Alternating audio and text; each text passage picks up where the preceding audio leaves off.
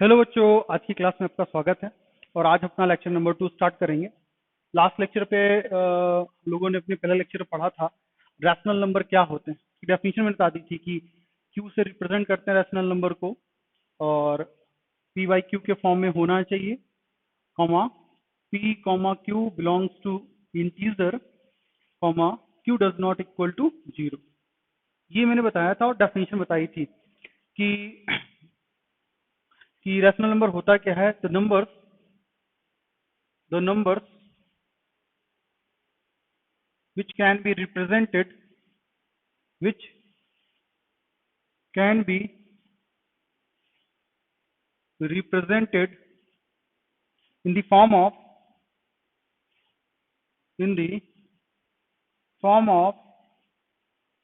p by q.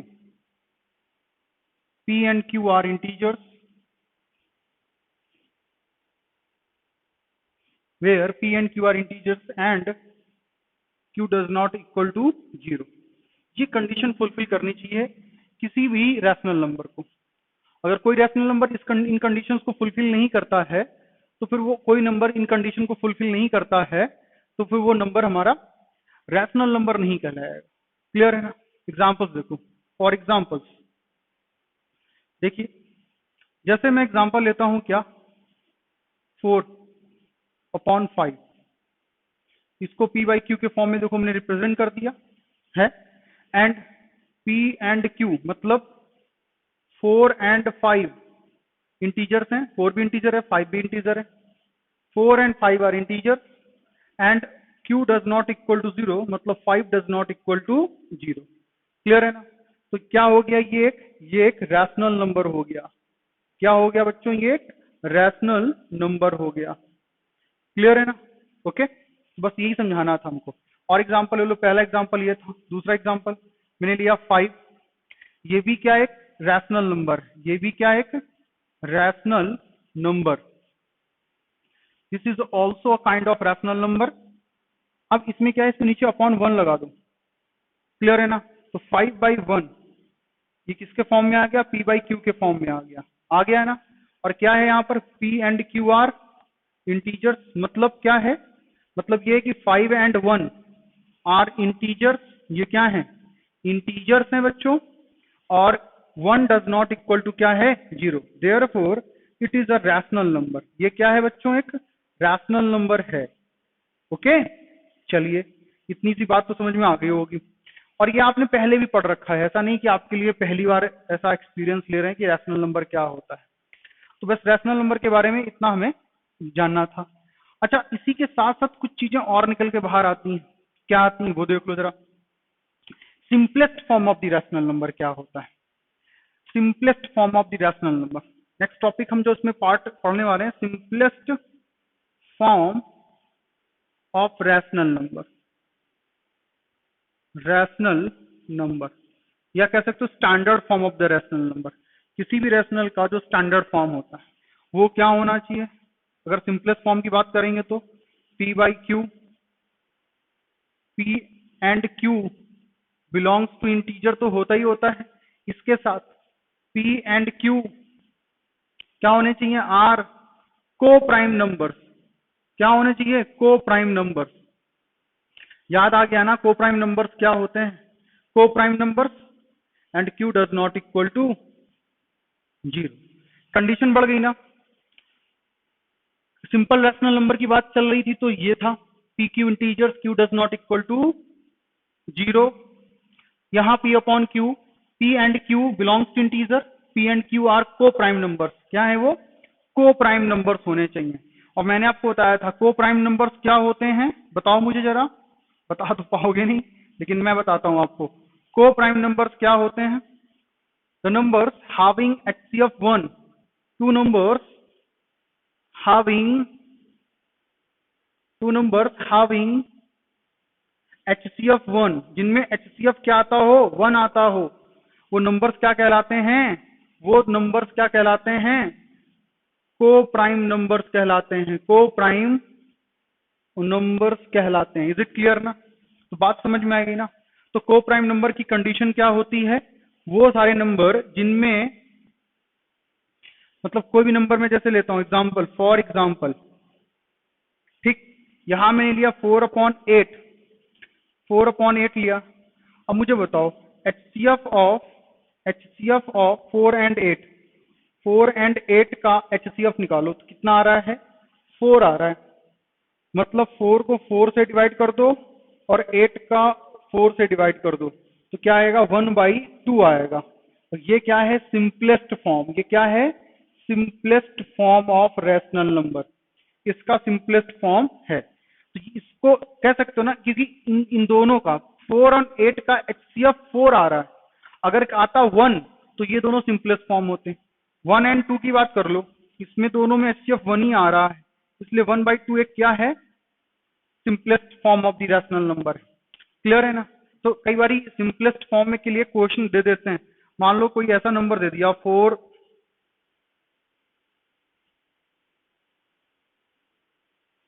181, clear है ना। अब ये तो नंबर 121, ये नंबर आ गई हमारे पास में। अब जरा इसको डिवाइड करके देखो, क्या ये सिंपलेस्ट फॉर्म है, it is a simplest form है क्या सिंपलेस्ट फॉर्म, बताओ मुझे।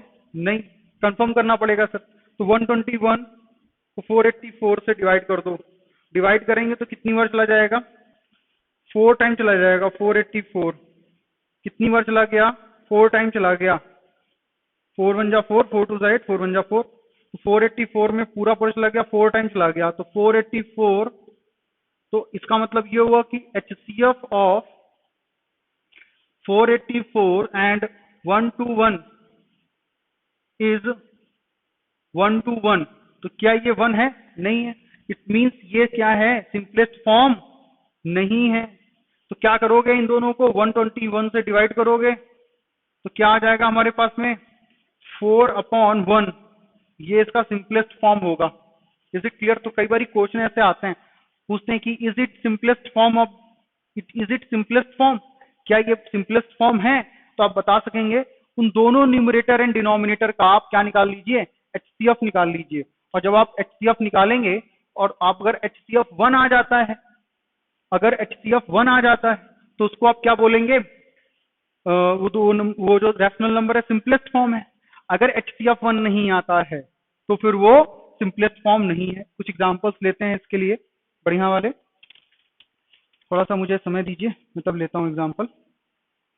जैसे देखो 177 एग्जांपल लेते हैं। फॉर एग्जांपल 117 अपॉन 177, सॉरी 77 है, 27 अपॉन 413। तो कह रहे हैं इसका सिंपलेस्ट फॉर्म बताओ, फाइंड करो इसका सिंपलेस्ट फॉर्म।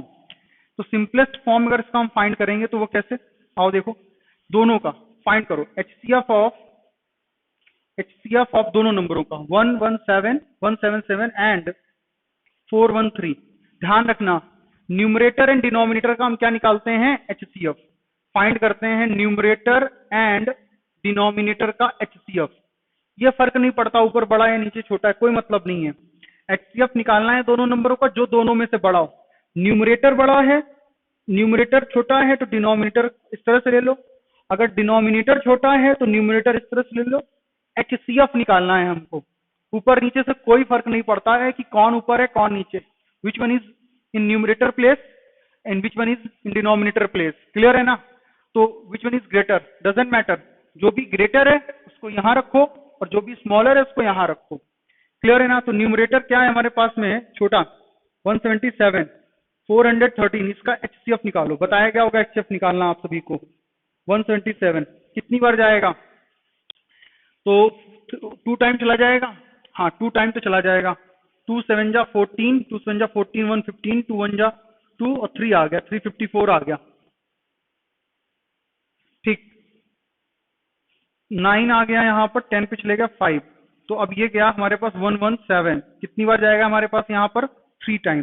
3 9 जा 27, 3 5 जा 15, 15 2 17, सॉरी 77 है, तो 177 आ जाएगा और ये आ जाएगा 0।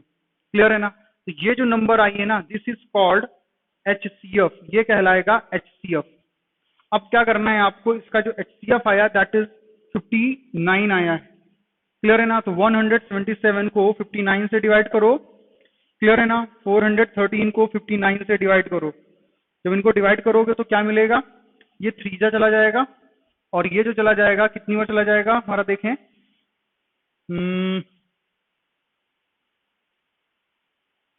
डिवाइड तो होना चाहिए, कितनी बार जा रहा है, 2 3 9 27, 4 9 36, 5 9 6 9 जा 7 टाइम चला जाएगा। कितने टाइम चला जाएगा, 7 टाइम। भाई 7 9 जा 63 होता है, तो 3 यूनिट प्लेस में आ गया, मतलब जा रहा है। अब देखो चाहे तो इंटू 7 9 जा 63, 6 7 5 जा 30, 35 413, क्लियर है ना। तो 6 7 टाइम चला गया। तो बेटा इसका सिंपलेस्ट फॉर्म क्या हो गया, 3/7, क्लियर हुआ ना। तो एचसीएफ निकालना आप लोग जानते होंगे, आई होप। नहीं मालूम तो मुझे बताएं कि सर मुझे एचसीएफ निकालना नहीं आता, मैं सिखाऊंगा अलग से। तो ये इसका सिंपलेस्ट फॉर्म पे। तो बेटा इस पे भी एक क्वेश्चन आता है एग्जाम में। We get sometimes we get this kind of questions in our question paper, तो please prepare this kind of questions. और मेरा मानना यह है कि जितने बच्चे भी लेक्चर्स देख रहे हैं, मैं उन सबको ये बात बता दूं कि आप एक तो पूरे लेक्चर्स देखिए, दूसरी बात लेक्चर को पूरा देखिए और ध्यान से देखिए। अगर आप अपना पूरा सिलेबस अच्छे से प्रिपेयर करना चाहते हैं, क्योंकि मैं ये नहीं कि ऑनलाइन चल रहा है तो मैं किसी पार्ट को स्किप करने वाला हूं या कुछ छोड़ने वाला हूं, नहीं। जैसा ऑफलाइन में है वैसा ऑनलाइन है, बस हाँ आपकी क्वेरीज उतनी ज्यादा नहीं होंगी मेरे साथ में, इसलिए थोड़ा हम जल्दी टॉपिक कंप्लीट कर पाएंगे, और कुछ नहीं होगा। हर सेगमेंट को अच्छे से डिस्कस किया जाएगा, हर चीज को डिस्कस किया जाएगा। लेकिन इसके साथ साथ आपका अपना काम क्या है वो सुनिए। आप सभी को आर डी शर्मा की एक बुक ले ली है, आर डी शर्मा की बुक ले लीजिए और उसका एक एक क्वेश्चन एग्जाम्पल एक्सरसाइज से सॉल्व करिए। यकीन मानिए मेरा, if you are planning to crack NTSC exam or other kind of exams, definitely it will be helpful for you all. So please, it's my request to all of you, it's my humble request to all of you, please purchase RD Sharma. Otherwise आप उसको अपने उन लोगों से बोरो कर सकते हैं जो जिनके पास पहले साल रही है RD शर्मा, लेकिन RD शर्मा को जरूर फॉलो करिएगा along with NCERT. RD Sharma NCERT के क्वेश्चंस भी रखता है अपने कलेक्शन में, इसलिए if you solve R Sharma properly तो it means you have solved NCERT exemplar along with some other questions which are from other books, clear है ना। तो इसलिए मैं हमेशा बोलता हूँ आर डी शर्मा को पूरी तरह से आप सॉल्व कर लीजिए, और कुछ ज्यादा नहीं करना है आपको। हाँ थोड़ी सी हैवी है, उसकी विड्थ ज्यादा है, मोटी किताब है, लेकिन बेटा क्वेश्चंस का कलेक्शन भी अच्छा रखता है आर डी शर्मा, आपकी तैयारी भी अच्छी करवाएगा वो। ये था simplest form of rational number का कंसेप्ट। इसके बाद जो हम नेक्स्ट टर्म डिस्कस करने वाले हैं, representation of rational number on number line discuss करने वाले हैं। Representation of rational number on number line, representation of rational number on number line. आइए हम लोग करते हैं इसके बाद का काम। देखिए, representation of rational number on number line.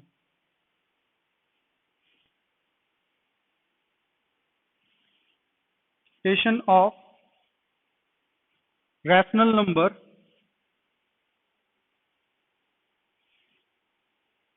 on number line, number line समझो। रिप्रेजेंटेशन पे क्वेश्चन आते हैं, तो सबसे पहले हम लोग कुछ क्वेश्चंस देखेंगे कैसे। तो नंबर लाइन आप सभी जानते हैं ना, ये होती है एक नंबर लाइन। इस नंबर लाइन को हम लोग दो पार्ट में डिवाइड करते हैं। मिडिल पॉइंट जो होता है नंबर लाइन का वो होता है जीरो। जीरो इंटीजर को रखते हैं यहाँ पर, उसको ओ से डिनोट करते हैं। जीरो इंटीजर हम लेते हैं, उसको ओ से डिनोट करते हैं। इधर आता है 1 2 3 एंड 4, चलते जाते हैं और ये इनफाइनाइट तक प्रोसेस जाता है। कहां तक जाता है, इनफाइनाइट तक, क्लियर है ना। -1 -2 -3 -4, और ये कहां तक जाता है, माइनस इनफाइनाइट तक जाता है प्रोसेस। अब आपको कुछ नंबर दिए जाते हैं, कुछ रैशनल नंबर दिए जाएंगे, उनको इसमें रिप्रेजेंट करना होगा। क्योंकि हम लोग इस टॉपिक में रैशनल इरैशनल दोनों को पढ़ने वाले हैं, तो पहले हम लोग रैशनल वाला पार्ट डिस्कस कर रहे हैं, इसलिए हम लोग इसमें रैशनल नंबर को रिप्रेजेंट करेंगे। इन नंबर लाइंस पे रैशनल नंबर को रिप्रेजेंट करेंगे। तो मैं आपको कुछ एग्जांपल्स लेता हूं और हम लोग रिप्रेजेंट करके देखते हैं, क्लियर है ना। और ध्यान से देखिएगा, बड़ा सिंपल से एग्जांपल लेता हूं। जैसे बोल रहे हैं कि represent 1/2 and -1/2 on number line। देखिए, तो आई होप आप सबको ये बड़े अच्छे से क्लियर होगा कि कैसे रिप्रेजेंट करना है, क्योंकि यही चीज तो करते आ रहे हैं बचपन से हम लोग। ध्यान रखना, क्वेश्चन ये नहीं आएगा कि 1/2 और 1 - 1/2 को रिप्रेजेंट करना। मैं बताऊंगा क्वेश्चन कैसे आएंगे। जितना आसान लगने लगे, मान लो वो चीज सिर्फ आपको समझाने के लिए कही जा रही है, एग्जाम के लिए नहीं है। आपको फंडामेंटल आपके क्लियर किए जा रहे हैं। तो 1 1 2 3 एंड 4, 1 2 3 एंड 4, 1 2 3 एंड 4, -1 -2 -3 -4। तरीका देख लो, एक स्केल लोगे, स्केल लेने के बाद आप देखो कि आपको नंबर जो रिप्रेजेंट करनी है कहां तक जा रही है। वो नंबर स्केल लीजिए, लाइन ड्रॉ कर दीजिए। मान लो आपने पूरी लाइन को 8 सेंटीमीटर का ड्रॉ किया है, ठीक है ना। 8 सेंटीमीटर का मिड पॉइंट या 9 का लो, हमेशा एक ऑड नंबर में लेना तो आपको आसान हो जाएगा। 9 का लिया ना, तो ये जो 5th नंबर होगा ना, 5th नंबर को 0 मान लो, ये 5th पोजीशन पे आ रहा होगा ना। तो 1 सेंटीमीटर इधर, 1 सेंटीमीटर ये, 1 सेंटीमीटर ये, 1 सेंटीमीटर, 1 2 3 4, 1 2 3 4, 1 -1 -2 -3 -4, पूरा 8 सेंटीमीटर। इनके बीच की जो डिस्टेंसेस है ना, वो सेम होनी चाहिए। वो क्या होनी चाहिए? इक्वल होनी चाहिए डिस्टेंसेस इनके बीच की। आप इनके बीच की डिस्टेंसेस को इक्वल रखोगे। अगर ये इक्वल नहीं है तो फिर आपका जो रिप्रेजेंटेशन होगा वो रॉन्ग माना जाएगा। जो गैप्स है ना, 0 से 1 के बीच, 1 से 2 के बीच, 2 से 3 के बीच, 3 से 4 के बीच, 0 से -1, -1 से -2, -2 से -3, -3 से -4, ये सारे गैप्स इक्वल होने चाहिए, इक्वल विड्थ के। अगर आपने एक बार 1 सेंटीमीटर यहाँ लिया तो यहाँ भी 1 सेंटीमीटर ही लो, यहाँ भी लो। अगर आपने यहाँ 0.5 सेंटीमीटर लिया है तो यहाँ भी 0.5, जितना एक बार ले लो, एक के बीच में गैप रखो, उतना सबके बीच में रखो। अलग अलग नहीं कर सकते हो, डिफरेंट नहीं कर सकते हो। क्लियर है ना? आइए कम टू द पॉइंट। ये बात तो समझ गए होंगे आप। अब हमको 1/2 रिप्रेजेंट करना है। सबसे पहले 1/2 का रिप्रेजेंटेशन करना है नंबर लाइन पे। 1/2 का रिप्रेजेंटेशन कैसे करोगे? तो मुझे एक बात बताओ, ये जो 1/2 है, 1/2, 4/5, 7/8, 9/11, 254/255, जितनी नंबर्स हैं, ये सारे एग्जांपल्स हैं किसके? प्रॉपर फ्रैक्शन के। किसके? Proper fraction. प्रॉपर फ्रैक्शन पता है ना? न्यूमरेटर जो होता है प्रॉपर फ्रैक्शन में, न्यूमरेटर जो होता है ना, numerator is always greater than smaller than denominator. Denominator से हमेशा छोटा होता है न्यूमरेटर। देखो, 1 छोटा है ना 2 से, 4 छोटा है ना 5 से, 7 छोटा है ना 8 से, 9 छोटा है 11 से, 254 255 से छोटा है। ये कैसा फ्रैक्शन है? और सारे proper fraction always less than 1, 1 से छोटे होते हैं, हमेशा 1 से छोटे होते हैं जितने प्रॉपर फ्रैक्शन होते हैं। तो जितने भी प्रॉपर फ्रैक्शन होते हैं ना, तो वो हमेशा किससे छोटे होते हैं? 1 से। तो अगर 1 से छोटे हैं ना, तो लाई कहाँ करते हैं? ये सब लाई करेंगे किसके बीच में? 0 से 1 के बीच में। जितनी नंबर्स में लिख रहा हूं ना यहाँ पे, all these rational numbers will lie between 0 and 1, क्योंकि ये सब किससे छोटे हैं? 1 से। इनकी इस पे मत जाओ, बस ये देखो कि डिनोमिनेटर न्यूमरेटर से बड़ा है। कैसा फ्रैक्शन है? Proper fraction. पढ़ा होगा आपने, प्रॉपर और इम्प्रॉपर फ्रैक्शन। क्लियर है ना? इसको प्योर फ्रैक्शन बोल सकते हो, प्योर फ्रैक्शन। प्योर फ्रैक्शन और प्रॉपर फ्रैक्शन को इम्प्योर फ्रैक्शन, इसलिए उसको मिक्स्ड फ्रैक्शन कहा जाता है। क्लियर है ना? तो ये प्रॉपर फ्रैक्शन जितने भी होते हैं सारे 1 से छोटे होते हैं, और ये कहाँ लाई करेंगे? 0 से 1 के बीच लाई करेंगे। तो फिलहाल तो बात चल रही है हमारी किसकी? 1/2 की। तो 1/2 किसके बीच में लाई करेगा? 0 से 1 के बीच में लाई करेगा ना। अब इसके बाद क्या करना है? इसके बाद डिनोमिनेटर को ध्यान से देखो। डिनोमिनेटर क्या है? डिनोमिनेटर है 2। तो जितना डिनोमिनेटर होगा, कितना? जितना डिनोमिनेटर होगा 0 से 1 के बीच में उतने पार्ट्स करेंगे। कितना डिनोमिनेटर है? 2। तो 0 और 1 के बीच में कितने पार्ट करेंगे हम लोग? यहाँ पर 2 पार्ट करेंगे। 1 2 पार्ट कर दिए। ये था हमारा 1/2। ये जो पार्ट मिला ना, देखो एक पार्ट हो गया, दूसरा पार्ट हो गया। यहां पर जो ये पॉइंट मिला ना, दिस इज 1/2, इसको पॉइंट करो ए, रिप्रेजेंट हो गया ना। तरीका देख रहे हो? अभी मैं और भी क्वेश्चन दूंगा। -1/2, सिंपल सी बात है, अगर माइनस हटा दो तो ये कहाँ लाई करेगा? 0 से 1 के बीच में। तो भैया ये निगेटिव साइड में -1 और 0 के बीच में लाई करेगा, -1/2। इनके बीच के दो पार्ट कर दो, यहां पर लाई करेगा -1/2 पॉइंट बी। ये जो पॉइंट है आपके, सॉरी, ये जो पॉइंट है ए और बी, ये रिप्रेजेंट कर रहे हैं इन रैशनल नंबर को। कहां पे? नंबर लाइन पे। नंबर लाइन पे रिप्रेजेंट कर रहे हैं रैशनल नंबर को। थोड़ा ढंग से बनाना। इज इट क्लियर ना? चलूं मैं आगे की तरफ। अभी और भी एग्जांपल्स लेंगे। अभी मन नहीं भरा होगा आपका, और मेरा बता करके भी नहीं मन भरा है। चलें हम लोग आगे की तरफ। चलिए, इसके बाद हम लोग देखेंगे क्या, देखो इसके बाद क्या करना है हमको, 1/3 और -1/3 को 1/3 एंड -1/3 रिप्रेजेंट करना है। देखिए ये एक नंबर लाइन है, ठीक है ना? इसको 0 ले लिया, 1 2 3 4, 1 2 3 4, -1 -2 -3 -4 +1 +2 +3 +4 x डैश। आप समझिएगा। तो मुझे ये बताओ सबसे पहले, इसमें numerator is less than denominator है कि नहीं है? दोनों में यही कंडीशन है, numerator is less than denominator. दोनों का केस यही है ना। अब मैंने कहा था ये चेक कर लिया आपने कि कैसे फ्रैक्शंस हैं, प्रॉपर फ्रैक्शन है कि नहीं है। माइनस को इग्नोर करो 2 मिनट के लिए, प्रॉपर फ्रैक्शन है कि नहीं है। तो ये लेस देन 1 होंगे कि नहीं होंगे? लेस देन 1 होंगे। It means they will lie between 0 and 1, और 0 एंड -1 के बीच लाई करेंगे। क्लियर है ना? अब डिनोमिनेटर कितना है? 3 है। तो पार्ट्स कितने करने हैं? 3 पार्ट्स करने हैं। आ जाओ, 1 2 3, ये इक्वल होने चाहिए सारे पार्ट। 3 पार्ट मैंने किए ना, 3 पार्ट किए। देखो इधर, 1 2 1 हुआ, 2 हुआ, 3 हुआ, 3 पार्ट हुए। 3 में से कितने लेने हैं आपको? 3 में से कितने पार्ट लेने हैं? सिर्फ एक पार्ट लेना है। कितना पार्ट लेना है? एक पार्ट। एक पार्ट यहां तक आया ना, यहां तक। तो दिस इज 1/3, दिस इज 1/3। तो ये जो पॉइंट होगा ना, ये रिप्रेजेंट करेगा किसको? 1/3 को। और ये पॉइंट क्या हो गया बच्चों? हमारा ए हो गया। This is a. सिमिलरली इसी तरीके से -1/3 को रिप्रेजेंट करेंगे। Look at the board. इसके भी 3 पार्ट करोगे, 1 2 3। देखो 1 2 3 हो गया ना। आपको गलती कहां होगी? इसको हमेशा पहले वाले को छोड़ दो, पहले वाले को काउंट नहीं करते। 1 2 3, लास्ट वाले को काउंट करते हैं।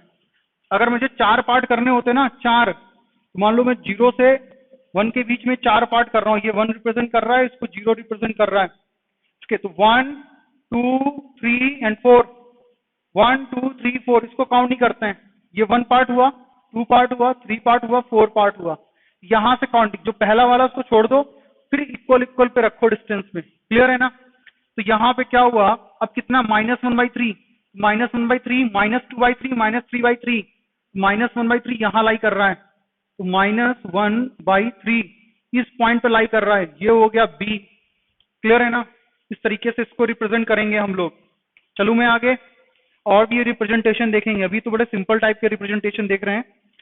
अब मैं देखूंगा 3/4, -3/4, माइनस का 3/4, थोड़े से 3/4 माइनस का 3/4, 3/4 एंड माइनस का 3/4। अभी तो सारे प्रॉपर फ्रैक्शन के एग्जांपल देख रहे हैं। फिर से एक नंबर लाइन बनाएंगे हम लोग, 1 0 1। देखिए 0 1 2 -1 -2, this is x and this is x dash. चलो अब देखो भाई, सबसे पहले चेक करते हैं ये प्रॉपर है कि नहीं है। बेटा 3 is smaller than 4, it means proper fraction. यहां भी वही केस है। इट मींस ये क्या है? 3/4 is less than 1। It means ये कहां लाई करेगा? 0 से 1 के बीच में लाई करेगा। डिनोमिनेटर क्या है 4, तो पार्ट्स कितने करने हैं 4, 1 2 3 एंड 4, 4 पार्ट्स हुए कि नहीं हुए देखो 1 2 3 4, 4 में से कितने लेने हैं, ये 1/3 हुआ, ये 2/3 हुआ, और ये क्या हो गया सॉरी ये 1/4 हुआ, ये 4 पार्ट है, ये 2/4 हुआ, ये 3/4 हुआ, और ये 4/4 पूरा आ गया ना 1। तो ये 3/4 किसको कौन रिप्रेजेंट कर रहा है, ये पॉइंट रिप्रेजेंट कर रहा है ए। 1 2 3 एंड 4 -1/3 सॉरी 1/4 -1/2/4 माइनस का 3/4, क्लियर है ना। तो ये जो पॉइंट है ना दिस रिप्रेजेंट माइनस का 3/4, this is B point, clear है ना, समझ में आया। ये हो गया। अभी और एग्जांपल मैं लूंगा इसका, अब एक एग्जांपल लूंगा मैं कैसा, इम्प्रॉपर फ्रैक्शन का, वो रेशनल नंबर जिनका डिनोमिनेटर क्या होगा छोटा होगा न्यूमरेटर से। ये तो एग्जांपल इसके थे, तो मैं एक एग्जांपल ले रहा हूं अब 5/3 एंड -5/3, 5/3 एंड -5/3 इनको नंबर लाइन पे रिप्रेजेंट करना है। सबसे पहला काम एक लाइन ड्रॉ कर लीजिए, ठीक है ना। पहला काम तो ये नहीं करेंगे, अगर पहले काम में आएंगे तो 5/3 को चेक कर लो, 5 इज ग्रेटर देन 3, मतलब क्या, मतलब ये कि इसको चेंज करो मिक्स्ड फ्रैक्शन में, किसमें मिक्स्ड फ्रैक्शन में चेंज तो करो। तो जब इसको मिक्स फ्रैक्शन चेंज करेंगे 3 1 जा 3, 3 2 1 होल 2/3, तो 1 + 2/3 हुआ कि नहीं हुआ, ध्यान से देखना। इसको चेंज करेंगे तो ये भी हो जाएगा 1 + 2/3 हुआ कि नहीं हुआ, क्लियर है नहीं क्लियर है, मतलब क्या, इसको चेंज करेंगे तो माइनस का 1 + 2/3, इसको लिख सकते हैं -1 - 2/3, यही तो लिख सकते हैं। और इसको क्या लिख सकते हैं, इसको हम ये लिख सकते हैं, ये हुआ ना हमारे पास में 0 1 2, ठीक है ना, -1 -2। अब ध्यान से देखिए इस बात को, बहुत ध्यान से देखना, मैं जो समझाने जा रहा हूं। ये क्या है 1, मतलब 1 तो है पूरा अपने पास में, इसके बाद एक्स्ट्रा क्या है 2/3 और है हमारे पास में, मतलब यहां से लेकर यहां तक पहुंच गया 1 हो गया। अब 2/3 किस पे लाई करेगा, इस पे लाई करेगा। जरा देखो, अगर यहाँ 1 है तो मतलब ये 1 और 2 के बीच में लाई करेगा। अगर मान लो यहाँ पे 2 होता, इट मीन्स ये 2 और 3 के बीच में लाई करता, ये 1 और 2 के बीच में लाई कर रहा है ना। अगर यहाँ पे 4 आ जाता तो ये 4 और 5 के बीच जितना यहां पर होगा, जितना यहां पर होगा बच्चों, उससे एक ज्यादा के बीच में लाई करेगा। ये 1 है तो 1 और 2 के बीच में लाई करेगा, 2 है तो 2 और 3 के बीच, 3 होता तो 3 और 4 के बीच में लाई करता, जितना है उसके आगे वाले के बीच लाई करेगा, क्लियर है ना। अब समझो, मैं ध्यान से समझाता हूं। आप 1 तो चल लिए ना, यहां से यहां तक आ गए, अब कितना और बाकी रह गए 2/3। 2/3 कैसा फ्रैक्शन, प्रॉपर फ्रैक्शन है कि नहीं है, चलो प्रॉपर फ्रैक्शन है, इससे कोई फर्क नहीं पड़ेगा। बस ये देख लो कि जो फ्रैक्शन है उसका डिनोमिनेटर क्या है 3, तो कितने पार्ट्स करने हैं 3 पार्ट्स, किसके 1 से और 2 के बीच के, 1 2 3, तो 1/3 2/3 यहां पे लाई करेगा क्या, यहां से यहां तक की जो नंबर लाइन होगी ये रिप्रेजेंट करेगी क्या 5/3, ये हो गया 5/3, ये 5/3 है हमारा, क्लियर है ना। इसी तरीके से यहां पर भी -1 आओगे यहां से यहां तक, फिर कितना आएगा -2/3, तो कितने पार्ट करने 1 2 3, तो 1/3 और माइनस का 2/3, यहां से लेकर के यहां तक का जो पार्ट होगा, ये जो पॉइंट यहां मिल रहा है दैट इज व्हाट -5/3, ये रिप्रेजेंटेशन हो गया। ये आपको ओवरलैप नहीं करना, मैं तो समझाने के लिए कर दिया है, बस आपको एक बार ओवरलैप कर देना है कि हाँ हम यहां से यहां तक का पार्ट, तो OA is equal to represent 5/3 और OB represents -5/3। Is it clear ना? Is it clear? नहीं क्लियर है? क्लियर है, मुझे पता है क्लियर है। ओके, तो इसी तरीके से आपको अगर मैं एक दो एग्जांपल और दूं करने के लिए, जैसे मैं आपको दिया 8/5 एंड माइनस का 8/5, इनको रिप्रेजेंट करो नंबर लाइन पे, करो करो, इनको नंबर लाइन पे क्या करो, रिप्रेजेंट करो। कर लेंगे ना? अब ये आसान हो गया, इसको भी कर लेते हैं हम लोग नंबर लाइन पे। मैं इसलिए इसको बहुत बेहतर तरीके से बता रहा हूं ना, क्योंकि आप कंफ्यूजन यही करते हैं। देखिए नंबर लाइन को रिप्रेजेंट करेंगे यहां पे, आप समझिएगा। फिर से एक नंबर लाइन, इसके पहले सबसे पहले ये रफ किया 8/5 है, इसको किस में कन्वर्ट करेंगे? 5 1 जा 5 होल 3/5। इट मीन्स क्या? 1 + 3/5। तो समझ चुके होगे क्या करना है। आइए इसी तरीके से इसको जब करेंगे ना -8/5 को, तो ये क्या होगा? -1 होल 3/5 रिप्रेजेंट करेंगे -1 माइनस का 3/5। ठीक, चलिए अब नंबर लाइन करते हैं हम लोग ड्रॉ। देखिए ये है नंबर लाइन, इसको मिड पॉइंट इसका 0 ले लिया। This is 1, this is 2, this is 1 and this is 2।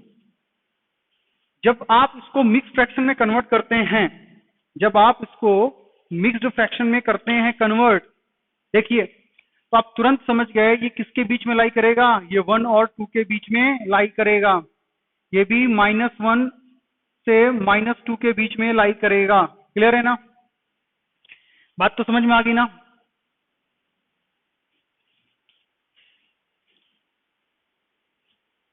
It will lie between -1 and -2 के बीच में लाई करेगा। जब ये -1 -2 के बीच में लाई करेगा तो आप समझो, सबसे पहले देखो कि 0 से कितना जाना है हमको? 1। तो 0 से चले गए हम लोग 1 तक, यहां तक पहुंचे। इसके बाद क्या बचा हमारे पास? 3/5। 3/5 का डिनोमिनेटर क्या है? 5।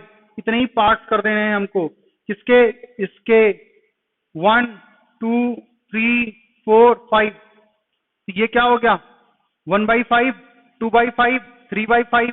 ये आ गया आपका 3/5। This represent 3/5 point A. तो यहां से यहां तक और चले जाओ, तो 0 से लेकर के ओ से लेकर के कहां तक आ गए? ए तक। ये ओ को रिप्रेजेंट करता है। तो ओ ए इज इक्वल टू क्या हो गया? सॉरी 3/5 नहीं है, 8/5। तो ओ ए रिप्रेजेंट करता है हमारा क्या? 8/5 यूनिट्स। क्लियर है ना? सिमिलरली हम इधर आएंगे, -1 जब हम लोग इधर आए ना, तो यहां तक पहुंचे कि नहीं पहुंचे? अब यहाँ डिनोमिनेटर क्या है? 5। तो 1 2 3 4 5, 1/3, 1/5, 2/5 एंड 3/5। तो माइनस का 3/5 यहां लाई करेगा, तो यहां से यहां तक आ गए ये पूरा। ये जो पॉइंट मिला हमको, this is -8/5 and this is B point. तो बेटा O B is equal to कितना आ गया हमारे पास? -8/5। इज इट क्लियर और नॉट? बात समझ में आई कि नहीं आई आप सभी को? आई होप आप सबको ये बात क्लियर हो गई होगी। क्लियर है ना? ओके, अब जो इसके बाद हम डिस्कस करने वाले हैं, वो क्या डिस्कस करने वाले हैं वो देख लो। बहुत सारे ऐसे क्वेश्चंस हैं, वो अभी क्लास में होते तो मैं और भी एग्जांपल्स देता और आपको करवाता। अब आपको मैंने दोनों तरीके के एग्जांपल्स दे दिए बच्चों, ठीक है ना? अब आप इनको रिप्रेजेंट खुद से कर सकते हैं। अब आता है inserting rational numbers between two given rational numbers. Inserting rational numbers, inserting rational number between two given numbers, between two given rational number। Topic आपका जो नेक्स्ट है वो ये है। मैं चाहता था उसको थोड़ा सा लिख के खत्म कर देता, लेकिन समझो मुझे पता है ना इस क्लास की अहमियत, जो 9th में बच्चे पढ़ते हैं उनकी अहमियत मुझे पता है कि वो क्यों इस जगह पे आकर के थोड़ा घबराते हैं। यकीन मान लो 9th क्लास को सीरियसली लो, बहुत अच्छा क्लास है पढ़ने वाले बच्चों के लिए। नहीं तो बेटा सही बता रहा हूं मैं, रह जाओगे। 3 तरीके से इंसर्ट करते हैं, 3 method, there are 3 methods, there are 3 methods, 3 methods. मैं 3 मेथड्स बताऊंगा, दुनियादारी में नहीं जानता हूं। पहला, when one rational number is to be inserted, when one rational number, या इसको इस तरह से, to find r rational number,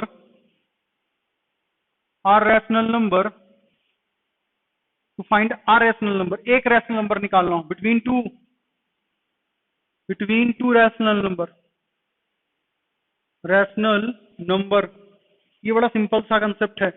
देखो, जैसे बेटा a और b 2 नंबर दिए गए हैं, एक नंबर a दिया गया है, दूसरा नंबर b दिया गया है। क्वेश्चन कहा गया कि बताओ इन दोनों के बीच में एक नंबर इंसर्ट करना है। We have to insert a number between two given rational number, and a and b both are rational number, a and b both are rational numbers, a, b are rational numbers। ये भी rational number ही होंगे, ध्यान रखना, rational numbers, ठीक है ना। तो a and b both are rational numbers, तो इन दोनों के बीच का रैशनल नंबर निकालना है। तो R rational number between a and b is equal to a plus b by 2, दोनों नंबरों का एवरेज। तो नंबर्स आर, देयरफॉर नंबर्स क्या हो जाएंगी, a plus b by 2 b, ये हो जाएंगी नंबर्स।